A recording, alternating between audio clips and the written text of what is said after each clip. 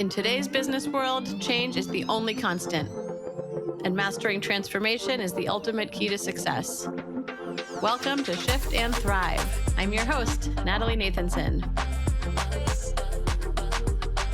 Each week, we'll bring you conversations with CEOs who delve into how they successfully drove critical change in their organization. This show is sponsored by Magnitude Consulting, bringing you the thinking power of a growth consultancy and the getting it done power of a full-service B2B marketing agency. Today's guest is a growth advisor and business strategist with more than 30 years of experience helping companies of all sizes navigate lots of change and complexity. He served as vice president of sales in multiple roles, chief marketing officer twice, and led a division of a $100 million IT services company. Along the way, he drove numerous successful exits, IPOs, and a major company turnaround. He spent the last 10 years leading his firm, Catalyst Growth Advisors, as an executive coach and consultant, focused on helping leaders build stronger teams through smarter decisions. And he's also someone with far too many professional certifications and credentials for me to list right now. I've known him for many years, and I am so excited to have him on the podcast. Bill Flynn, welcome to the show. Thanks for having me on, Natalie. Looking forward to it. It's great to have you. And I know you have worked with many CEOs and leadership teams over the years, and I would say you bring a calm but direct energy that I would imagine really helps executives reframe how they think about leadership and strategy, which I view as the very thing that we need in the somewhat chaotic environment that we're currently living in. Mm-hmm. And so very much looking forward to talk with you about what it means to lead through change and kind of how to do that, quote unquote, the right way in today's environment. Sure. Start us off. I thought we would start with maybe a more personal real world example of your own. And I know you have a good one. So it was an experience where you took over a company right as things got maybe a bit tumultuous, and then kind of how you led through that. So can you take us through that story?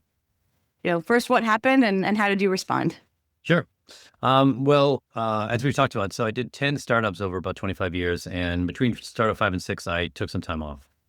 And during that time, I would, because I was relatively well known in the VC world and whatever, I would get calls from friends and people, hey, can you come help me? And one of them was this company where the fractional CFO said, hey, this guy really needs some help. Can you come give him a hand? And so I met him.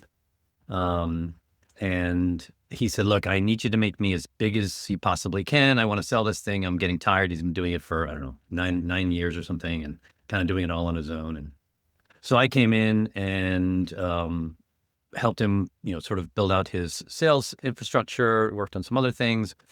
And then about a year or so later, the company was sold to Mindshift, which is an IT services company here in the United States.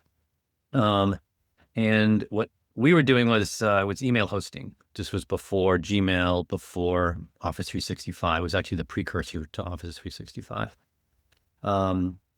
So I was asked to take over the division when he left. And my first official day, which I think was the 4th or 5th of January in 2009, I like to say was the best and the worst day of my professional life, because the email didn't get delivered to anybody for like 2.5 days. It sort of worked, but it didn't really work very well. And we lost like 1,000 customers immediately. And I had to go around the country and try to save some of our large partners. Some of them were really big, billion-dollar partners, Ingram Micro for the tech folks out there, and a couple others, Endurance, who the company that bought what was Roving Software. And so what I had to do is, it's like, okay, we got to figure this thing out. Now, the company that bought us, Mindshift, was already working on the infrastructure and et cetera, but they had to accelerate that. But I had 60 people working for me. I still had 8,000 customers. So I had to do something to sort of make this thing better. So I took the team that I had and I said, okay, look, this is my first time I've been doing this. I've never run finance before. I've never run customer support before. I've never run, the tech side. I'm geeky, but, I've never developed a network infrastructure. So I said, but, I have an idea of what I want it to look like when we're out of this mess. And so let's discuss and debate and decide what that looks like. And then I want each of you to draw a roadmap from where you are now to there, and what you need from me and from us to help you get there. So they did that, and it worked, wonderfully. It was, for those who know the world, it was sort of like an EOS kind of model that I put together. I sort of said, here's what I'd like to do. Here's the process I want to go through. And the numbers are great. If you look at my LinkedIn profile, it has on there, all the stats were great. But the best part was two of the people I work with sort of said the same thing to me when I left to go do the next startup about 18 months later or so. And they said, I just want you to know that thing you made me do, that roadmap, hated it. It was really, really hard. But I'm so glad you made me do it, because now I know how to do it, right? It was sort of teaching people how to fish. So that sort of put a thing in the back of my brain, which is why I'm doing what I'm doing now, is that I wanted to do that again. All the other stuff was great. We increased customer service. We doubled the size of the company. I didn't lose any of the 60 employees who were getting yelled at. Did all sorts of fun things with them. So learned a ton of stuff. But I wanted to have that experience again with those two guys, right? Where I can help someone really, teach them how to do stuff. So I went on and did 4 more startups. They were all miserable. None of them, I don't think any of them is still around, or they're certainly not around in the same way that when I was there. But in 2015, I sort of said, do I want to do an 11 startup or not? And I said I would do one, but I needed to figure out if I could interview a founder so I could find the right one. And I couldn't really convince myself that I didn't know how to do that, because, as you know, all founders are sort of crazy. They have to have this reality distortion field, et cetera. And it's much too easy to start a company now than it was when I first started in the 90s. So I said, what can I do to have that experience again? So I went out, looked at a bunch of business operating systems. I did look at EOS. I looked at like, I think 5 or 6 different ways to do it. And I settled on something called Scaling Up, which I became certified in. I'm no longer in Scaling Up, but I still use a lot of the principles there.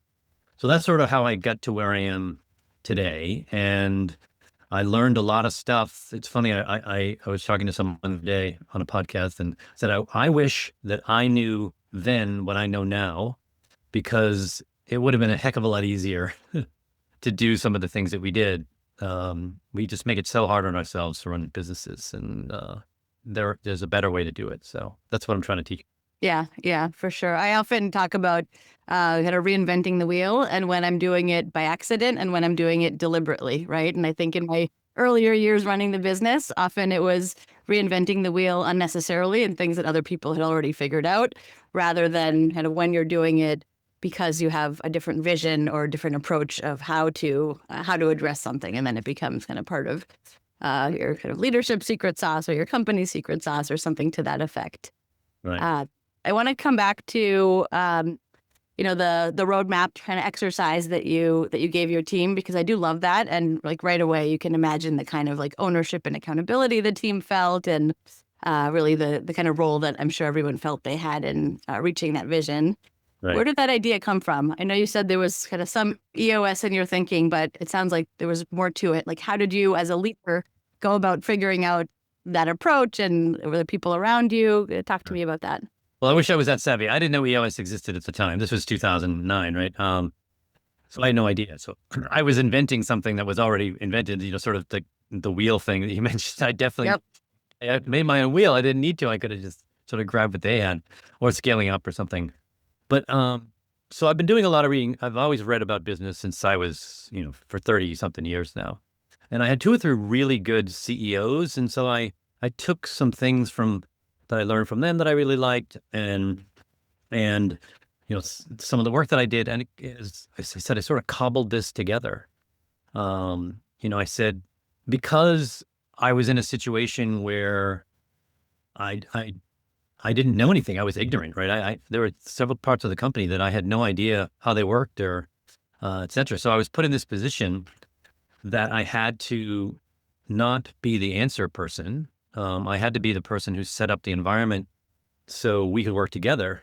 And that was sort of what I did. And I just took a bunch of things. So I remember when we I created a meeting rhythm, right? We would meet once a week, and I had everyone write a report, and we'd meet on Monday at 10 o'clock or something. And I said, the report needs to be in by 5 o'clock on Sunday night. You can do it any before that, but at least it's going to be done before that, because I want everyone to read what everyone else is writing. And I remember the first meeting, I can't remember who went first. Maybe it was Brian. And he starts reading his report. And I just I'm a bit cheeky. So I sort of stopped him, and I said, Brian, I said, do you think I don't know how to read? And he's like, what do you mean? I said, I read your report. I don't want you to read it. I said, I want you to give, if there's something in there that's important for, all of us or some of us to know that would help them do their job, great. Or if you have a question you have on anyone else's, whatever, do that. So, I early on said, look, this isn't just a rehashing. This is a working together model, right? This is where we're helping each other, and we're challenging each other and supporting each other. So each of us can reach a roadmap, destiny or destination. So I did that. There was one really cool thing we did at Be Free, which would be you could sting somebody, and I sort of took that, and the company that was sort of the container company was called Group Spark. So we invented this thing, or I invented this thing called sparking someone, where anyone could spark someone else based upon really a service environment, right? So if you see someone doing something really great for a customer, or doing something for someone who's doing something great for a customer, anyone can shoot out an email, say, here's what I was just doing. Natalie was doing this. I just want to recognize Natalie for this, and you have to write a quick little email. And then once a month we would get together, and all the ones that were sparked, we would, if they wanted to, they could come up to the front of the room. We would give them a little ribbon. Someone could tell a story if they wanted. We did that every month. And then at the end of the year, I think we gave them, we gave them like a day off or something. And then at the end, we gave them, anyone had like a weekend, right? We pay for a weekend for them and their partner to go do something. And that was, this is a bunch of we were between 30 and 60 years old. And so, it was kind of hokey, right, with the little ribbon and stuff. But I got to tell you, it was a cube environment, and most people were in cubes. And if you remember the cube world, right, you'd sort of walk around and you'd sort of go to the entrance, and that's where you could sort of see where they were. Maybe you could see the top of their head if the cubes weren't too high. And almost every cube, when you made that turn, that's where they put the ribbons. They wanted everyone to see, like, the first thing they see is like how many ribbons I got. So it really turned out to be a really cool thing, and people loved it. And it was a lot of fun. It wasn't me or anyone else. It was everyone. So it was sort of this way for everyone to sort of feel connected and to support each other. So it was I don't, so I just sort of stole stuff and put it together in my own way. That's sort of how I did it. Now I do it in a much more concerted way. But that was the beginnings of it. Yeah. Which, like, it sounds like it really came out of necessity, but worked really well for you and helped you kind of develop some new, kind of new motions, I'll say. I'm curious to ask, in your role there as CEO, it was something that, like you said, you were new to the business, didn't know kind of all the inner workings of the business. A topic I've been thinking about is, for the world ahead, like founders that come from the industry they serve, or a professional services leader that kind of knows how to do a lot of the things in their business. Are those the ones that are better equipped for the years ahead, or are they at a disadvantage? Like I've seen, and speaking from personal experience too, you can get more mired in the details. You hire differently. Any perspectives on kind of how that might help or hurt a leader based on their background, business they're in? Sure, and I'm going to steal from others. So this is not new, right? Michael Gerber wrote about this 50 years ago in E-Myth. The technician has to understand that being great at making pies or whatever, I can't remember the story, I think it was something about apple pie or something was the story in the book, has nothing to do with running a great business. It's a completely different set of skills. But unfortunately, what we do is, especially founders, and leaders of companies, you have to have confidence, you have to have an ego. But sometimes it gets in your way because you think just because you're good at one thing means you're going to be good at the other thing. and you can't imagine why you're not good at it. And if you don't check in with others, like I know you're in an EO group, and I've talked to Vistage folks, unless you talk to others, you don't realize how little you know, or the things that you don't know, because you just think everything that you know is everything there is to know. So you act in this way that really works against you, because and I even equate it to a larger sense is that you and I both grew up in the United States. We probably went to similar schools. You're rewarded for having the answer. You're rewarded for knowing stuff. And that just gets ingrained in you. And so it feels odd when, to put yourself in a position where you don't know something, or you have to admit that you don't know something. And in a contrarian way, that's actually the best possible thing that you could do to be a great leader, right? Because your job is to now create the environment for other folks to really run your business for you, because your job is not running the business anymore, right? It's as the business grows, you should be removing yourself from the day-to-day as much as possible, because your job is to create the future of the business, which is an innovation act. It's an act of insight. And if you're busy all the time, you don't get insights, right? And I asked this, I can't remember if I asked you this over the years, and I apologize if I have, so an insight happens when your brain actually fuses two things together that weren't fused together before.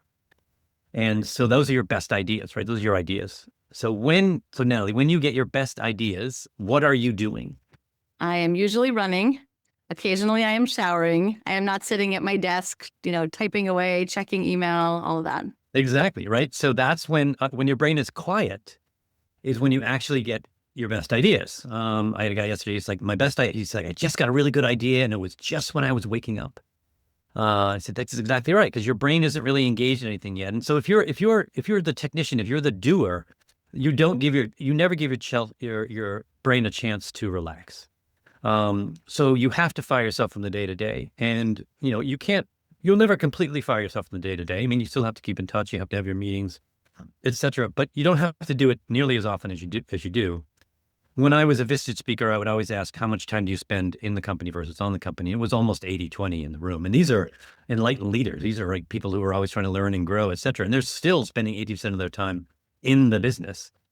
I said, my job is to get you to flip that to be 20 in and 80 on, because that's when the business will start to accelerate in that velocity. Eventually, you will be the reason why the business doesn't grow.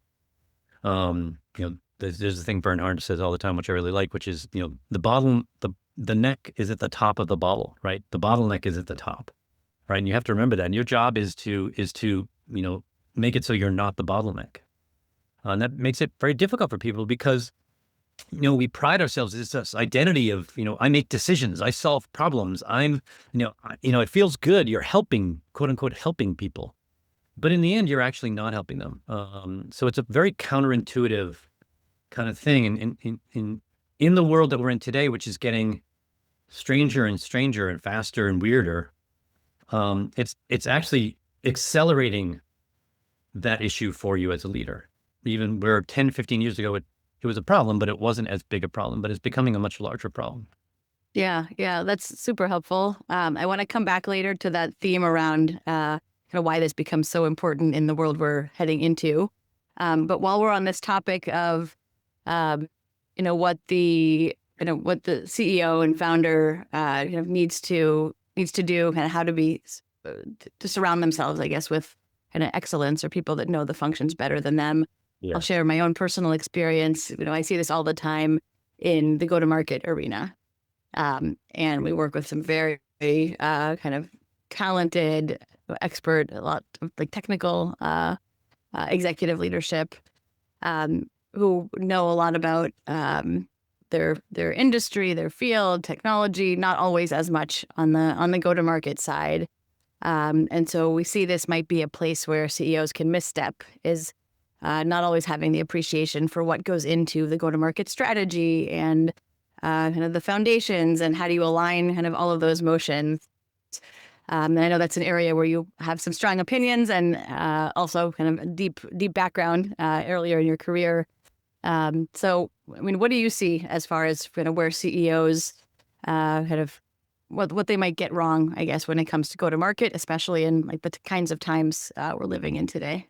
Yeah. So my experience is we almost always solve that problem from the middle, which then gets in the way, right? Is a great go-to-market strategy is a well-designed market strategy, just like a well-designed house or golf course or whatever, something where you put a lot more thought into it. We misconstrue starting with the entire journey, and we feel like we need to start quickly, and that makes it's that's what should be rewarded.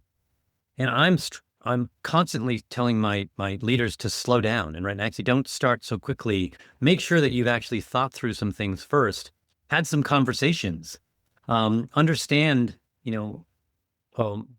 what causes your best customers, not all your customers, but your best customers to buy from you. And when I ask this question, everyone has an answer. And then I ask, well, how do you know? And those answers are less convincing. Right. Well, I just know I've talked to my customers. And I said, well, what do you talk to them about? I said, well, ask them what they want. And I said, then what do they say? And they tell me what they want. And I said, well, is it actually what they paid for? Well, so because we as consumers, we buy differently than we're sold to, right? There's a supply side and a demand side. And we don't really understand, not enough of us understand the demand side of selling, right? And marketing is that we have these, and I'm not sure what your model is, right? But I always focus on, hey, it's awareness first, then there's interest generation, there's qualification, then there's some sort of needs awareness, needs analysis, etc. Then you demonstrate something, and then you go through the negotiation, close, etc. And that's how we sell. But that is not how people buy, right? People buy through two main processes. One is that there needs to be some sort of struggle, some sort of dissatisfaction that they have to have. If there's no dissatisfaction, they're not going to move. We don't like to move. The brain likes status quo. A lot of things have to have us move. And we can't assume just because we think our product is awesome that people are going to think the same thing. And I would say this to folks all the time. And I would ask them, why do people buy from you?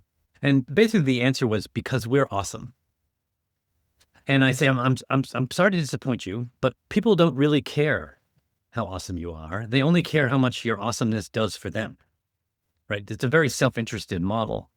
So, we have to have this dissatisfaction. And then, so there's this model called jobs to be done, which has this process that people go through, which is, you have to have some sort of thing that sparks your interest. Either it's a push or a pull. Right. And if it's a push, it's like, something broke or you're dissatisfied or something isn't working or whatever, that's pushing you. Or you see something that like, oh, that looks good. But then you just sort of think about it for a while, right? And you're not really actively doing anything. And then something else happens. Maybe it's, let's say my example is always like a lawnmower, right? Then the lawnmower finally breaks, or it's the third time you've had its service. And you're like, I just got to get a new lawnmower. And now you start actively looking for lawnmowers. And so maybe you're going to a shop or you're seeing things, you're advertising, etc. And then you begin now the decision process. You narrow it down to 2 or 3 different things. But what also happens in that model is, so that's the push and the pull, and that's moving you towards progress. But there are also 2 aspects, 2 forces that are causing you not to move, which is habit and anxiety, which is, these new lawnmowers are really fancy. I'm going to look stupid in my front lawn if I don't know how to do it, or, it's probably going to be a lot more expensive to fix because there are all these moving parts. You have all these reasons to not do stuff. And we as sellers and marketers don't realize that that's part of our process. We have to help them. They have to ease that anxiety and that habit. And if you haven't done all that work, so that's my long way of saying, if you haven't done all that work before you do your go-to-market, then your go-to-market is now a guess. And you're hoping much more for luck. And you could have made it a lot easier on yourself if you really just spent, 1 or 2 weeks probably doing some work up front that would have changed what you did. And the story I tell here, and then I'll let you talk. The story I tell here is I worked at a company called Live Vault, which was an online data backup company in the early 2000s. And when I first came in as the head of sales, they were already 9 years old. They had customers. They were doing, they were doing okay, but they were sort of, stuck. And I said, look, I just give me 2 or 3 weeks. I want to do some research. I'm going to go talk to our best customers, and I want to know. I'm going to figure out why they bought from us. It'll help me understand how to organize the team, how to hire people, etc. And I went through this interview process, and there was one question on there which someone gave to me, which I loved, which was, what is the most valuable thing that you got from using our service? And these are small to medium business owners, had lots of things to do.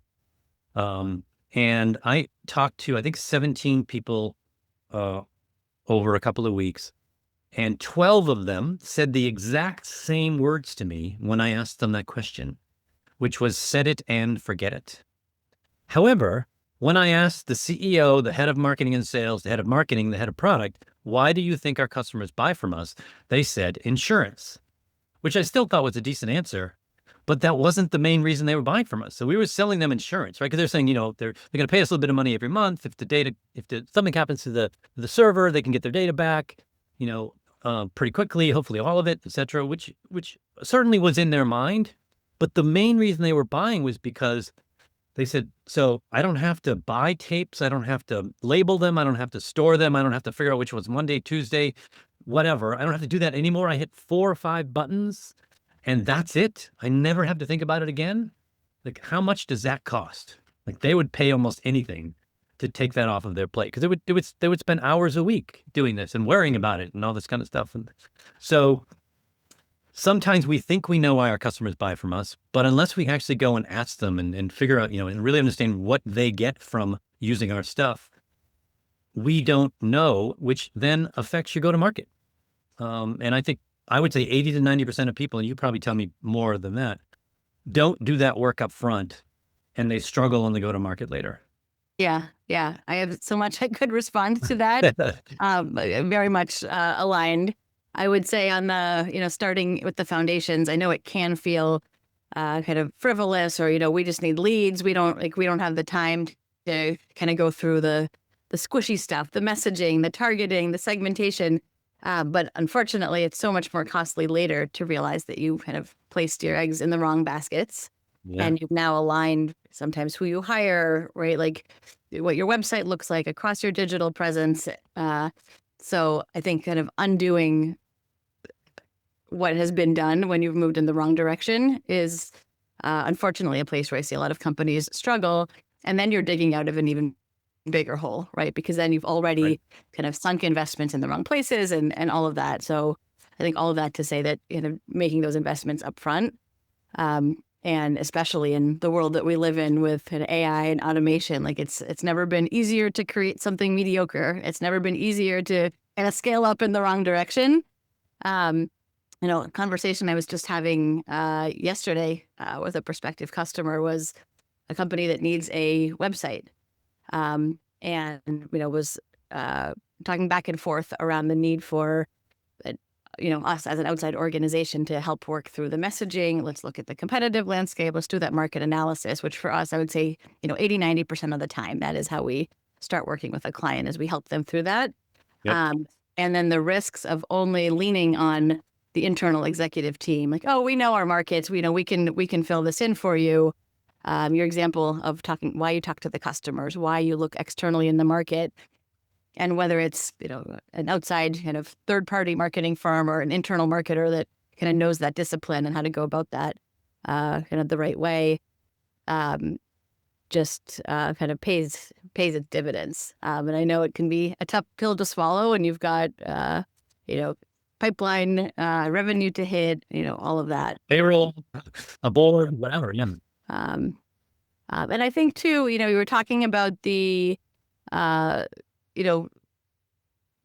people buy versus how companies sell, which I think is a very interesting one, because I do feel like it's all what you said has always been true, but the environment has shifted, and today's buyers have very little patience for going through kind of playing the vendor's game if it's not kind of the way that they want to learn about a company, get information, interact with sales. And I think that's a place where, some companies are very smart and attuned to that and trying to meet buyers where they are. But a lot of companies, I think, are really struggling with that. Yeah. Well, and you bring up one of the things which we haven't talked about, which is, so we as buyers don't really know what we want, right? It's not our job. It's not our job to say, I need you to make me one of these. Our job is to complain and say, here's what sucks, and or whatever, or, I'm trying to make this thing happen. Right. As opposed to, the best example I always give is I'm sure I made this up, right? But it's Steve Jobs, right? But this is what he was really great at, in my opinion, is that he didn't go and say, how do I make a better Walkman for you? Right. He went to someone and said, why do you have that? What purpose does it serve for you? How is it making your life better? What are you struggling with? What disappoints you about it? Right. And then so he would go through all these questions, and he'd say, well, I really like it. Obviously portable music. It's now I don't need a radio anymore, and I can actually have my own music, but, let's assume it's the CD one. I have to have all these CDs, right? And I have to carry them all around. I only really like 2 or 3 songs on it. And, when I'm running, it skips, and, it's really big and bulky and, whatever. So he said, okay, great. And then he finally went back and he said to Johnny Ive, he said, look, we want to make, he didn't even tell him what to make. He said, make me something that is 1,000 songs that fit in someone's pocket. That's what we need to make. It needs to be Apple, right? So it needs to be super easy to use, got great design, all that kind of stuff. And my understanding is that it took 2 years. They designed it, but Toshiba didn't make the disc small enough to fit in a pocket. So they waited 2 years, and then they put it up because they said this. He said this is what they want, right? And clearly he was right. We don't do that at all. We think that the customer knows what they want, and we really don't. We never would have come up with the iPhone. We never would have combined a browser and a phone and a music player together. We never would have said that as users, right? It would be great if all these things, I'm sure there are some people out there that would, but most of us are not that, savvy or futuristic looking. But if you interrogate them in a good way to understand, not only what's pushing them and pulling them towards progress, but what's keeping them from doing it, then you can make something that they really want. And then they'll be like, wow, I never told you that. How did you know, that I wanted that? And it's because, we did a good job of really, the word is interrogating, and that's a bad word for most people, but interrogating is not, shining a light on someone's head and saying, where were you on Tuesday? And it's helping them to remember things that they didn't really realize they knew, right? So a good investigator will say, so tell us, you witnessed a crime. Tell us what you witnessed. And they'll say something. And they said, okay, and I can't really remember his face or whatever, and they say, okay, so was it sunny out or windy out? Was it a Tuesday? Who were you with? And they know that when you let them to associate with other memories, that will trigger that thing. And they'll actually remember something that they didn't even know they've remembered. That's what a really good marketer does, in my opinion, is they're able to pull things out of a customer that they didn't even know that they were thinking. And when you're good at that, then again, you go to market, it's a lot easier, because they'll be like, they'll wait in line, for days on end to buy your product from you.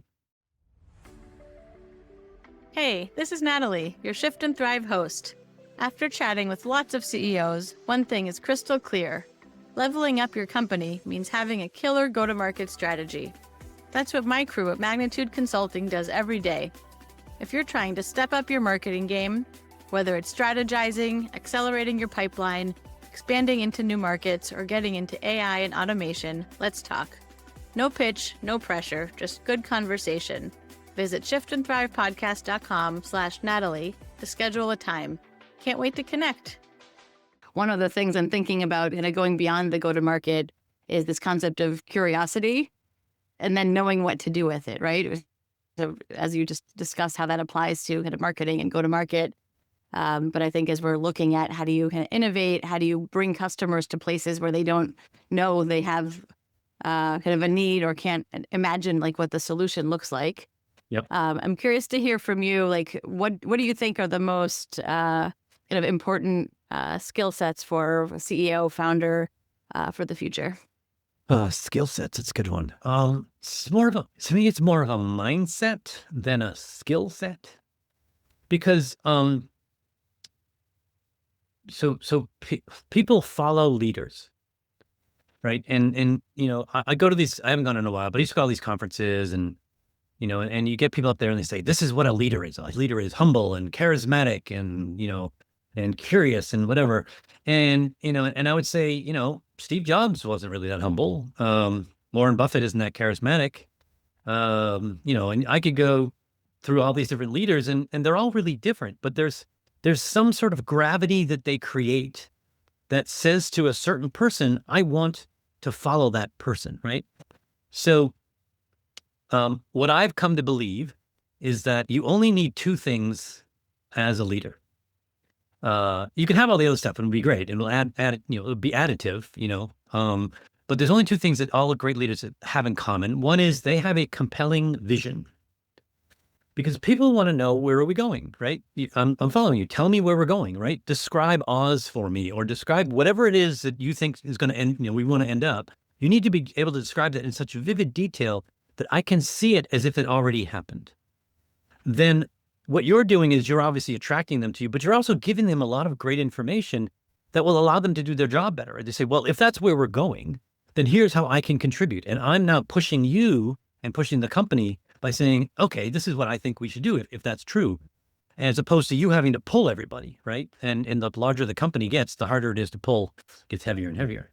So that's one thing. You have to have some sort of compelling vision. And it's not a sentence, right? It's a picture that you're painting. I just want to be very clear. And then the other is courage. The only other thing that I've seen every other leader have is courage. And, the courage you're doing something that's unusual, that's difficult. You're having to sort of take a leap of faith. You have to have the courage to give away your company to people who haven't run it. You have to have the courage to say, I don't know, I'm sorry, and can you help me? So you can create a psychologically safe environment. There's so many things that you need to be courageous about that I think those are the only two things that all leaders have in common. Now, if you want to be an even better leader, I'm a big fan of, you need to be humble. You need to be hungry, and not hungry just to grow, but hungry, like just hungry, getting better and improving yourself, improving the company. You have to be a learner. And you have to be comfortable challenging the status quo. You have to constantly say, but I know that's the way we did it, but is that still the best way to do it? Are we actually doing everything we possibly can? Is this the optimal? And I think if you have those characteristics, and that's sort of how I pick my clients. If you don't have those 4 characteristics, I can't help you. If you have 3 out of the 4 characteristics, I still can't help you, because I'm going to come in and ask a bunch of questions. And if you're not humble, you're going to feel challenged by me. You're going to think I'm saying you're not a good leader, but I'm not doing that. I'm just, I'm saying, I come in with a beginner's mindset and say, well, why do you do it that way? And how do you know? And, defend that position. You can't just say, I want to do this. You have to defend it, right? Give us your reasons for doing that. And a lot of people don't like that. So that's, I think, if you want to be a leader these days, you certainly have to have the first 2 things, and it'll make it a lot easier for you if you have the other 4 as well. But most people don't, I've found. I'd say 90% of the leaders I talk to don't have those 4 characteristics, maybe not even have all 6, which is why I say, I have a very small set group of people that I can work with. I think that's also one of the reasons I've always enjoyed our discussions so much, is that kind of profile really resonates with me and my own values. I'm curious though to hear what of those characteristics are innate, like either you have it or you don't, and what can be learned, right? So if someone comes to you and says, I recognize my leadership skills to date are not going to take me where we need to go in the years ahead. Like, what of those areas can be changed, and do you work with clients in that way, and how?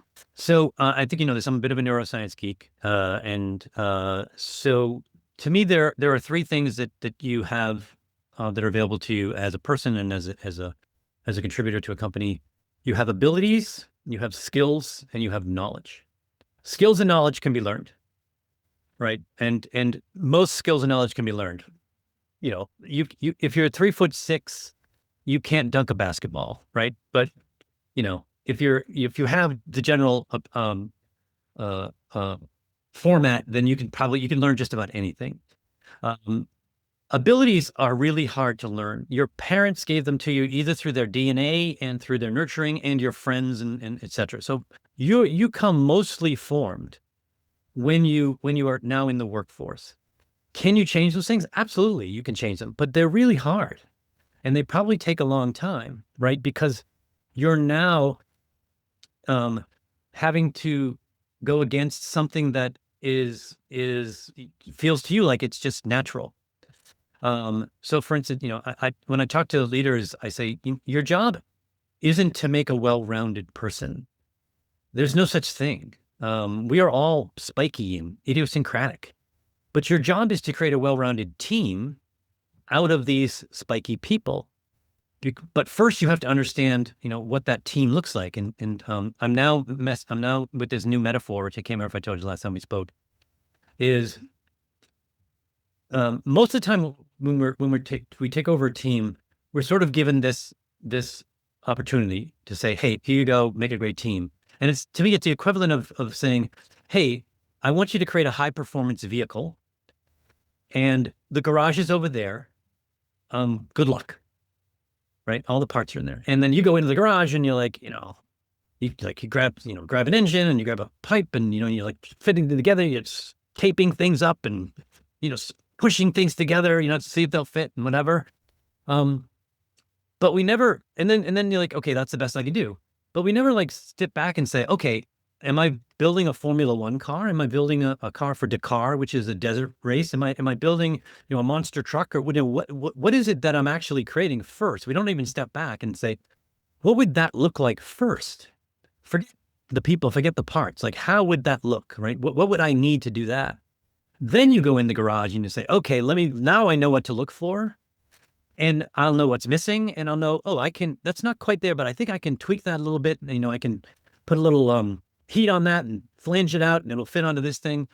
But we never do that. And then we're always similar to your go-to-market. We're always solving the problem from the middle, and we don't even know what great looks like first. So if you don't have that ability to understand how your team is, then you're not going to be the best possible leader, right? So you have to sort of have this, I call it the architect mindset, right? Which is, you have to understand that you're architecting things, and you used to be a hero, which was great. And actually what's interesting is all the things that you did that got you to where you are now almost the exact opposite of what you have to do going forward, right? Because you can't be the decision maker. You can't be solving all the problems. You can't have all the answers. You have to create the environment and feel good about the fact that you didn't, which is really weird for people because they're like, it doesn't feel right. So if you don't have that as your mindset, then you're always going to struggle as a leader, in my opinion, or you're going to do everything yourself and just have a horrible life. I believe, and correct me if I'm wrong, that this is kind of in the vein of what you have kind of developed of hero to architect. Is that right? Yeah.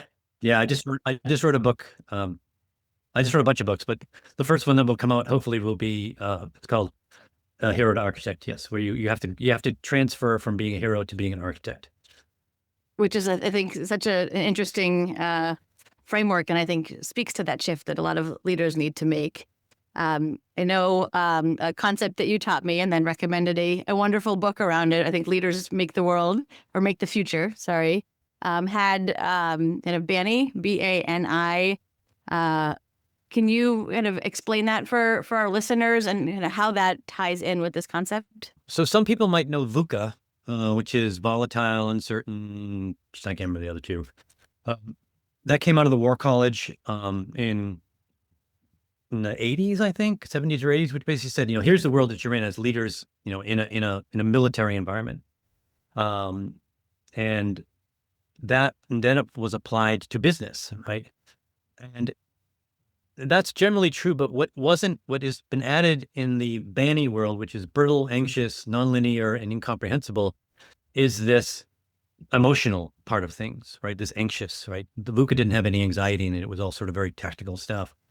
And you have to understand that you're in this world where stuff is happening and you can't you can't even fathom that it's happening, and then it's happening so fast, right? And you can't even like catch your breath.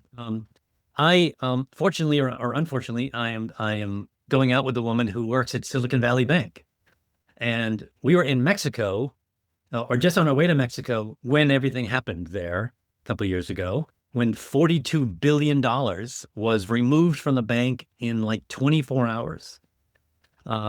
And the leaders were doing everything that they thought was the right thing to do, right? So they were actually solving perfectly the problem, but for the wrong situation, right?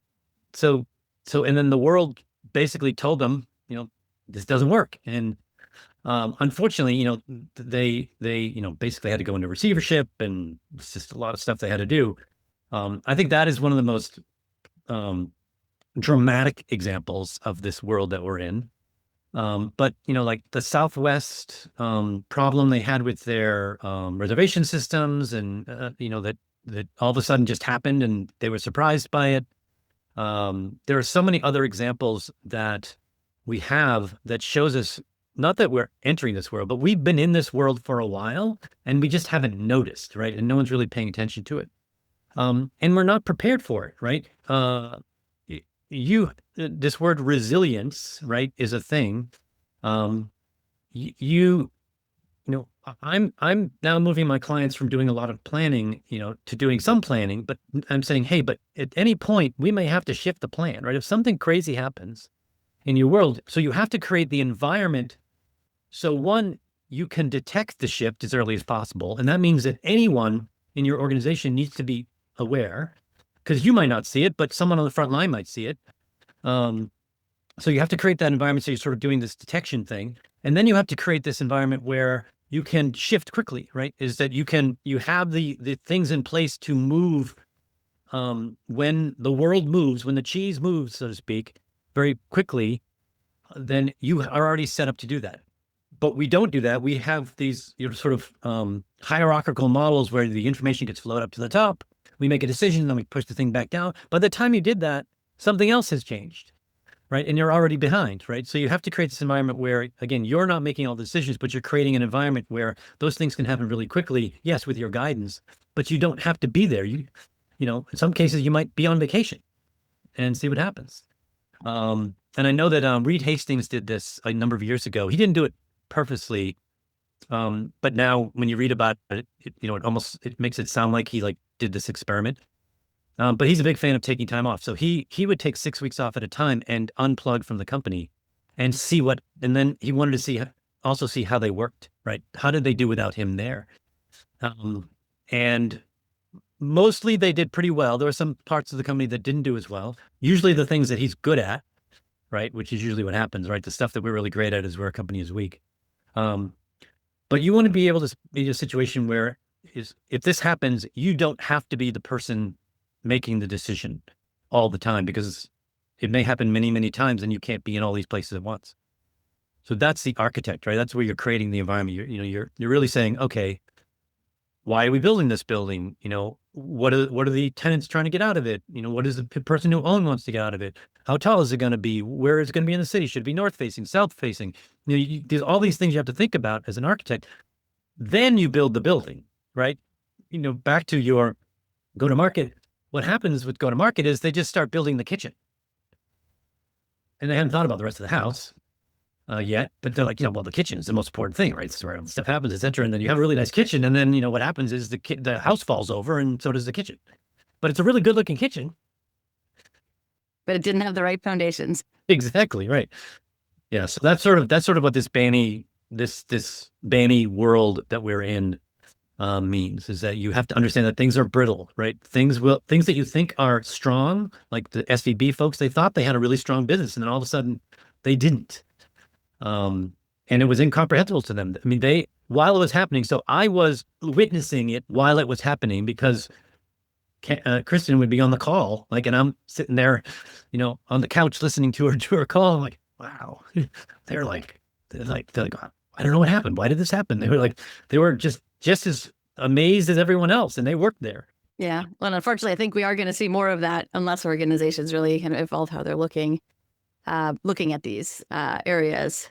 I know, Bill, we don't have that much time left. I wanted to ask, if you have any advice for CEOs, whether it's things that we haven't yet covered or a summary of some of what we've talked about, CEOs who want to better equip themselves and their organizations for the decade ahead. Any kind of top line recommendations there?